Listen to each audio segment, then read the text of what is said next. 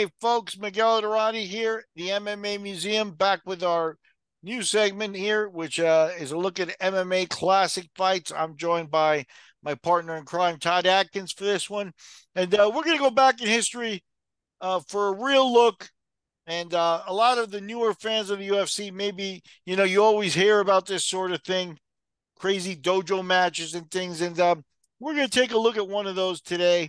And well, I'll tell you more about facts about it as we go along. But this was a tape that went around in the back in the old days, and it shows Scott Ferrozzo taking on a fighter named Steve Grinnow, and this fight went down in Georgia. Without further ado, we're going to get right into the fight, and we'll talk during the fight. Scott, we're going to count off. Sorry, Todd, we're going to count off 3, 2, 1, and play. And you see here, we're in a dojo setting. You see Ferrozzo obviously wearing a black T-shirt. Grinnow, a smaller guy, is in blue shorts, and he gets dropped right away. Ferrozzo falls on top of him, and you can see, he's wearing shoes. There's all kinds of things going wrong. Todd, how you doing, by the way? You watching with me here? You with me? Yeah, I'm watching it. Yeah. Good. Yeah. Do you remember this fight? Was it something that you No, had no, seen I've back in never the? seen this. I don't. What made you choose this one? Well, only because this type of thing did go on. Oh, yeah. First of all, if you look at Sherdog, they list this fight on Scott Ferrozzo's record, and that's not correct. Hmm. None of the facts they have around this fight on Sherdog are correct. Um, they listed as part of something called Atlanta Fights on a show where Jeremy Horn, Matt Anderson, Brian Dunn, a bunch of the veterans from that time also fought on that show. Now, the Atlanta Fight show did happen. I've talked to Jeremy about it. But this fight did not happen there. This fight occurred in a judo dojo in Atlanta. And I've talked to Scott Ferrozzo about it.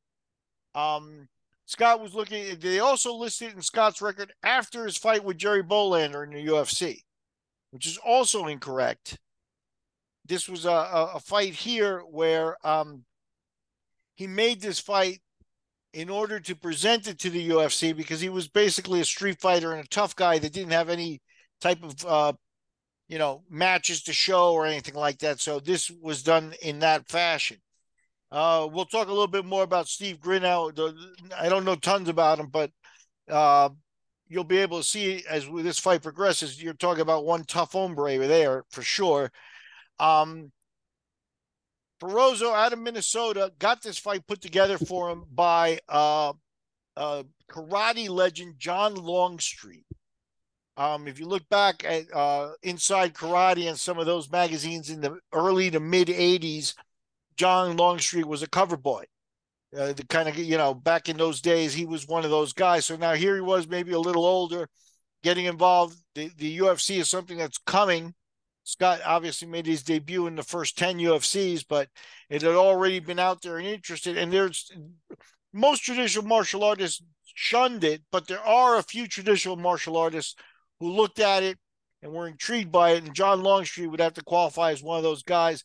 He bought Ferrozzo down to do this fight in a dojo. You could see that the windows are kind of blackened and you got all kinds of interesting little X factors going on with this fight. And Yeah. it's Put him definitely, down again. yeah, it's definitely rugged. This is what most fans are not going to be able to understand. Ferrozzo, obviously huge, throwing big punches, very little rules. Right now, at that point, some of the drops that we've seen, that would be enough to stop a UFC fight nowadays. Especially with a big man like that on top of you, being Yeah. heavy and throwing punches. You see, there's a few observers. You can see cars driving by in the windows, and there's something black on the top end of the windows, kind of blocking the view overall. So that's what Scott described for us, a very closed atmosphere where, interestingly, Scott told me, he said, this was the first fight that he had ever had where he wasn't mad at the guy. He said he sat with Steve before the fight. They talked and he wasn't mad at the guy. And, as a street fighter, that's kind of what he was used to. Steve fights at, street fights are volatile and that kind of thing. And Grinnow, a former Navy SEAL, I believe, is going to show himself to be a tough guy here at the very least. And one of the interesting facts I also remember is with these kind of tapes that went around, and we would get every once in a while a tape from the Gracie challenges, and then these types of tapes of tryouts and things. There were a lot of them out there. There's actually a tape out there somewhere of this same young man, Steve Grinnow, fighting Don Fry in this same room under these same circumstances. So he was kind of, Steve Grinnow, we were talking to Scott, and one of my sidekicks on the interview said Steve Grinnow was a UFC ready kind of guy, tough guy. And you could see him get up. They decided Ferrozzo let him up. Still people watching, and he's still game. Put his hands up, and he didn't ask to stop the fight or anything like that. And is this Grinnow's gym? Does he train at this gym? Is that why he was chosen? I don't know that for sure. Okay. The information on Grinnow, I'd love for him to see this, and you should know that I'm interested in talking to him, especially because this fight's actually on YouTube. I cannot find the Don Fry fight on YouTube. I've been going through my old VHS tapes looking for it, and it may pop up here on the MMA Classic Fights segment if I can find it. But for sure, Grinnow is a guy who's an interesting story because, look, not for nothing, but if you're a traditional martial artist or anything like that, a guy like Ferrozzo walks in, just the size of him, things like that, and you can tell Grinnow knows what he's doing. He's tiring him out. Basically, is what he's doing. He's taking some damage and some hellacious punches there, but he's already at the point where he's taking some of the steam out of Ferrozzo. Ferrozzo's probably, as a street fighter, used to having the fight done by now. Now he's got to settle in and stand in front of the guy. And Grinnow is going to do his thing, a little low kick. He's not rushing it one bit. He's survived to this point, and you can tell he's enacting a strategy. So a guy like this, why was he never in the UFC? Hey, that's a good question, because UFC ready, hey, the level of fighting he shows in this dojo fight, to me, is a very interesting level that these guys were out there and that this kind of thing could happen. I'm looking to see, the tape is very grainy, obviously. I'm not sure if we're looking at John Longstreet as one of these guys that's standing around, but there are a few guys being vigilant, but you can see seating in the background, no people in the seats, no nothing. They're doing this in private. This is a private fight. And then later you would see Scott in the UFC, Ferrozzo saw the UFC, early UFCs with his friends. And when he saw Tank Abbott, that got his goat. That's something that he said, I want a piece of Tank. He eventually fought Tank in the UFC, but as a big guy, got his ego going, and that's what he wanted to do. He went, to Longstreet, who's also a Minnesota veteran from up there, and got this fight put together as a tryout. You can see he's starting to get a little bit of damage. You can see he's already breathing, trying to control his breathing. He had some wrestling in his background, but Grinnow is now actually looking like the fresher fighter. You know what I mean? Now, that was a lot more solid kick, too. So definitely you're into an interesting period. And Ferrozzo looking for that one big punch to end it. He's probably used to ending a lot of guys with that one big punch. And in Grinnow, you're looking at a guy who's still standing there. Took his mouthpiece out. Maybe they're going to rewrap. Maybe they're giving him a little bit of a break here on his side. Again, there's not a lot of understanding here as to what the rules are or what the deal is. But Ferrozzo just wanted a tape that he could mail the UFC. And this is what the UFC got. This is what UFC matchmaker Art Davies saw to bring Scott Ferrozzo in. And, we talked to John Peretti. Art said, hey, I'm sorry, Peretti said about Art that he didn't do much but enjoyed the heavyweights. You got a 300-pounder here, showing he could slug it out, showing he could last at least a few minutes and things. And boom, he was in the UFC. I wonder if something like this would get you in the UFC nowadays. Probably not, right, Ty? Well, I mean, the one thing I would wonder is was Grinnow kind of trying to do the same as Ferrozzo with this match? Was that his intention? You know, I don't know if this was like a winner getting UFC. I did, it is an interesting question. That's something where it bears more information. Like all the information I have about Grinnow, and I give kudos to Sherdog, even though they've misplaced the fight and put it on a random show in Atlanta from that area. They got the location right, Atlanta, and obviously they gave us this guy's name is Steve Grinnow. Um, Somebody's done a little bit of homework on there, but I think there's a lot more that could be told about this. Like I said, I know for a fact that this same character fought Don Fry under these same circumstances in this same room. So was he just somebody that liked to prove himself, liked to test himself, and was not interested in the UFC? Was he interested in the UFC? Shortly after this fight, the weight classes, Scott went into the UFC, and um, at some point you had the weight classes come in and play, become part of what you saw in there. And Grinnow would look to be a 205 pounder in my book. Maybe he was a 225 pounder and wasn't going to cut to weight. And it's a mystery why he wasn't in the UFC. Maybe he just liked to prove himself. Maybe he was just a tough guy, a Navy SEAL.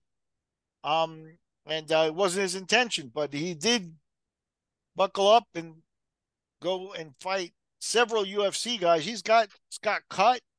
This wasn't an easy fight. And it wasn't, I wonder what you think of this as a tryout. Like I said, Ferrozzo did this fight and then mailed it to the UFC, and boom, he was in the UFC. That's how primitive it was in the old days. Here, I guess they took a break. You could call this a break between rounds. He's getting some water. And where's Steve? We're looking at the other guys pacing around. Grinnow is just standing around. Maybe he took some water.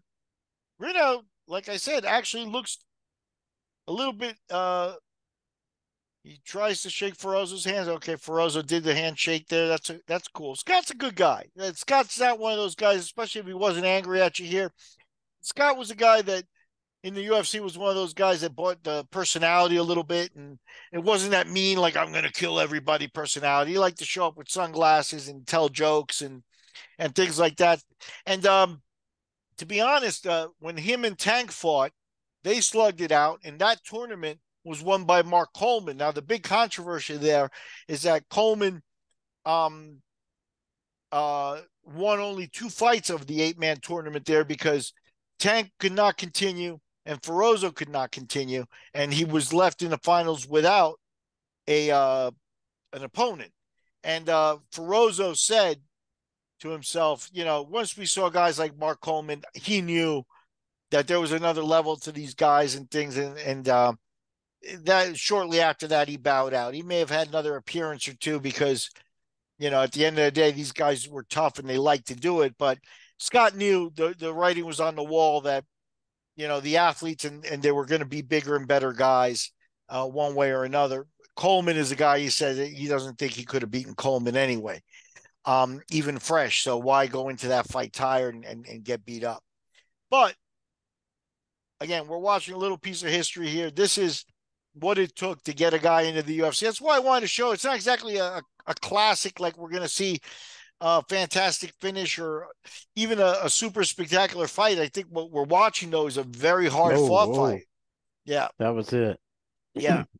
Yeah. Scott finally broke through and got Steve out of there. And, there you have it. There you have it. My hat's off to Steve Grinnow, though. You know what I mean? It's like he did. Scott, you could tell from the entire fight he was looking to land that one big punch. He finally got it. Grinnow seemed to take a couple of them and stay standing. At this point, they've been fighting a good 5 to 6, 7 minutes in that neighborhood. And, you can't blame the guy when a 300-pounder hits you with full force like that. Just about everybody out there would go down, and I suspect that not many people would have been able to withstand that punch. And I showed this because Ferrozzo was a UFC veteran. I also did it as a little bit of a tribute to a guy like Steve Grinnow, who's out there. Nobody knows him in relation to MMA really nowadays. But, you know, an asterisk should be kept for guys like that, guys that were tough and helped make UFC fighters, even if they didn't make the UFC themselves. And Steve, if you're out there, get in touch, man. We would love to talk to you a little bit. Confirm the details about the Don Fry fight and see if you had any other dojo fights like this. The Atlanta fight show that this is listed on SureDog with Jeremy Horn. I've talked to Jeremy about those fights as well. There was an old school scene going around there. Also, the fact that John Longstreet's name came up from Scott as being one of the guys who brought him along for this fight. I think it's very interesting. You're starting to get a little bit more of a picture of what was going on in the fight world before the UFC. The UFC certainly put the fighting on the map in the modern times, but it's not like these guys didn't exist and weren't walking around out there anyway, and they wouldn't have been fighting if the UFC had never popped up.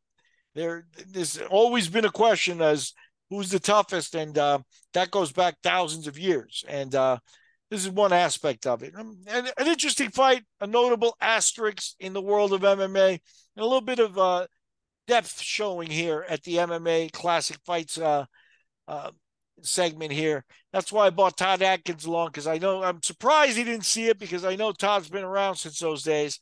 But I'm glad that I could even surprise Todd. Todd, thank you for joining me, man. Yeah, I was trying to find some information on Grinnow, but it looks, it's kind of difficult to Grinnow's find anything on him. Probably sitting at home right now. If he's still with us, and hopefully that's the case. He's probably at home right now. He probably hasn't thought about this fight in who knows how long. A year, I wonder if his name is spelled correctly. Yeah, maybe we don't have his name right. Maybe it's not Steve Grinnow. Maybe we don't know. But like I said, when we got this tape, I've gotten fights like this from many other people, and like I said, this guy is a guy that jumped out at me because there was a series of these types of fights that came out. This guy jumped out at me because of the Don Fry fight that he also did. And, it wasn't like he got killed by Fry in 15 seconds either. It was another one where he was able to extend the guy and get him to have to show something in order to get him out there. And Scott, for a big man like that, at least had to show some stamina in this one to still be standing there, not breathing, because not everybody can go 7 minutes, 6 or 7 minutes. You throw that first flurry and you're tired.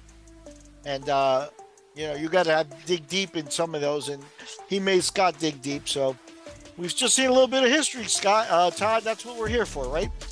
Yeah. Yeah, I mean, it's always great to watch that. I think people who, newer people to sport, although it's kind of hard to get their attention on stuff like this, it is important to watch because this sport came from some different areas, and there are a lot of contributors to it. Yeah. All across the world, different eras, and and now it's interesting to look back on those. Yeah, and now you're in a world where everybody has a high definition camera that they carry with them on a phone. You can tell by the quality of this that these guys were, holding cameras, and these weren't high def. The high def didn't exist probably at the time that this was shot. So it's guys holding cameras, taping it. You could see the cameras running through. You could see the cameramen scattering, running, being affected by the fight, getting out of the way at times, and just crazy stuff like that. Now, take it back 20 years, and there were probably guys fighting, and take it back 50 years, and there were probably guys fighting, and then there were no cameras. There were no cameras that were portable or cheap enough for people to not put up without a lot of hullabaloo. So this fight is actually, by the 90s, the mid-90s when it went down, a little bit of a sign of progress, because this stuff went on all the time, and there are no videos of it. There's no nothing. And this, like I said, we've traced the history of pugilism and boxing and stuff back into the 1680s.